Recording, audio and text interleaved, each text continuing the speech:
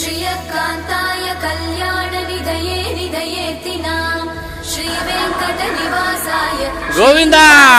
गोविंद वेंकटरमण गोविंद गोविंद चक्षुषे सर्वलोकानां वेङ्कटेशाय मङ्गलम् श्रीवेङ्कटाद्रिशृङ्गाग्रमङ्गलाभरणाग्रये मङ्गलानां निवासाय श्रीनिवासाय मङ्गलम् सर्वावयव सौन्दर्य सम्पदा सर्वचेतसां सदा सम्मोहनायास्तु वेङ्कटेशाय मङ्गलम् नित्याय निरवध्याय सत्यानन्दचिदात्मने सर्वान्तरात्मने श्रीमद् वेङ्कटेशाय मङ्गलम् स्वतः सर्वविदे सर्वशक्तये सर्वशेषिने